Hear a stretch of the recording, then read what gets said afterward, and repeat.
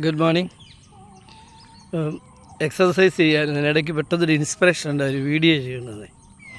അതുകൊണ്ട് പെട്ടെന്ന് അങ്ങ് ചെയ്തിട്ട് ബാക്കി ചെയ്യാമെന്ന് ഓർത്തു.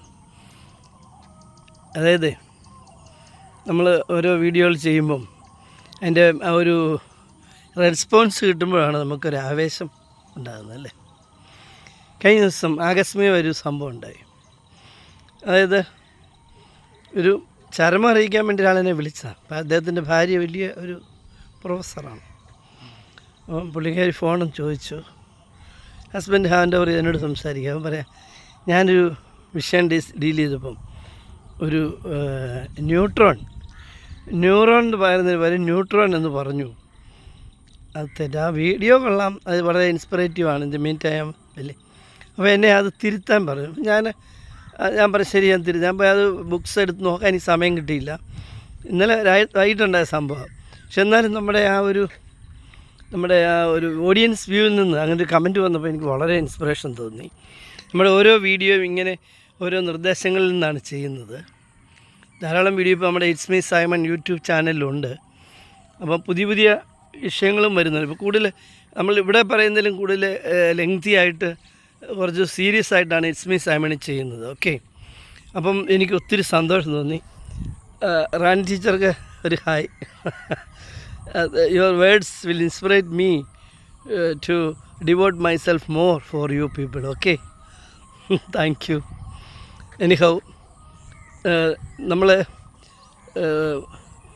എപ്പോഴും കർമ്മനിരതരായിരിക്കണമെന്നാണ് പറയുന്നത്. കർമ്മനിരതരായിരിക്കണം, അല്ലാതെ എന്താ വേസ്റ്റ്.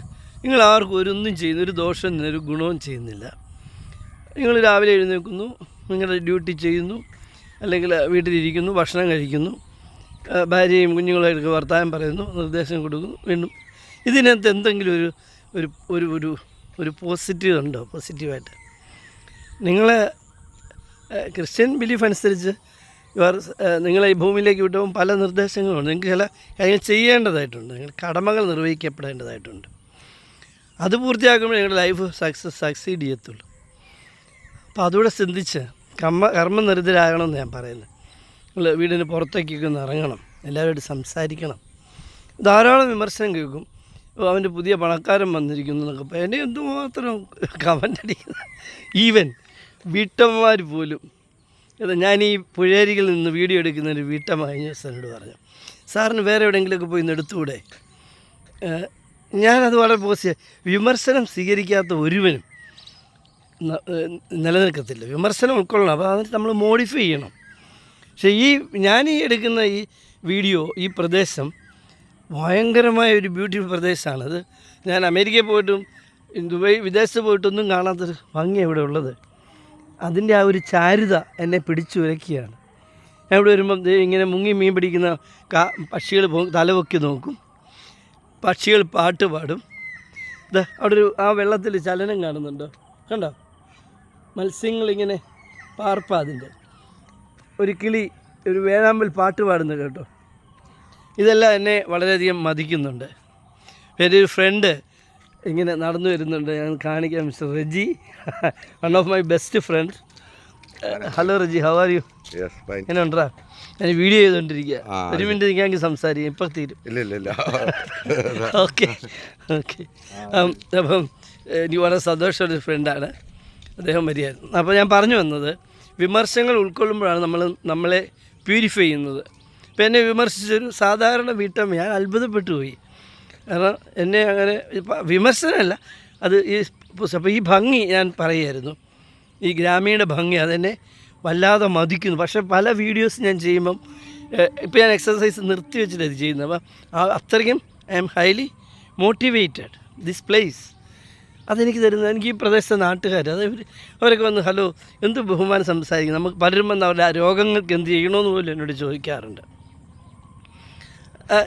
ഞാനൊരു ഡോക്ടറല്ല, ഇതൊക്കെയറിയാമല്ലോ.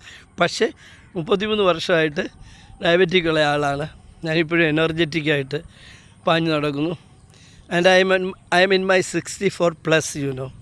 I M keeping my health well. ഏതൊരു യുവാവിനെയും പോലെ നമുക്ക് ചില കരാട്ടെ സ്റ്റെപ്പൊക്കെ ചെയ്യാൻ എനിക്ക് പറ്റുന്നുണ്ട്. പറന്ന് ചവിട്ടാനൊക്കെ പറ്റും. അപ്പം അത് പറ്റുന്നത് എന്തുകൊണ്ടാണ്? നമ്മൾ ഇങ്ങനെ 10-20-30 എനിക്ക് ഡയബറ്റിക്കാന്ന് അറിഞ്ഞപ്പോൾ തൊട്ട് ഞാൻ എക്സസൈസ് ചെയ്യുന്നുണ്ട്. പക്ഷേ ഒരു 10-15 വർഷമായിട്ട് നമ്മൾ സീരിയസ് ആയിട്ട് അത് ചെയ്യാൻ തുടങ്ങി. ഒരു മോർണിംഗ് വാക്ക് ഒരു 22 മിനിറ്റാണ് കണ്ടിന്യൂസ് വാക്ക് പറയുന്നത് ശാസ്ത്രം. ഞാൻ 1 മണിക്കൂർ നടക്കും, അതിനുശേഷം 3/4 മണിക്കൂർ എക്സർസൈസ്. 14 എക്സസൈസ് ഉണ്ട്, അത് ചെയ്യും ഇൻ ഡിഫറെൻറ്റ് വേയ്സ്. ഇപ്പോൾ ഏറ്റവും പുതിയ കണ്ടുപിടുത്തം പറഞ്ഞ ന്യൂറോൺസിൻ്റെ ഡെവലപ്മെൻറ്റിന് എന്ത് ചെയ്താലും അത് ഡിഫറെൻ്റ് ആയിട്ട് ചെയ്യണം. ഒരേ കാര്യം നിത്യമായി ചെയ്താൽ ഒരു അഭ്യാസമായിട്ട് മാറും.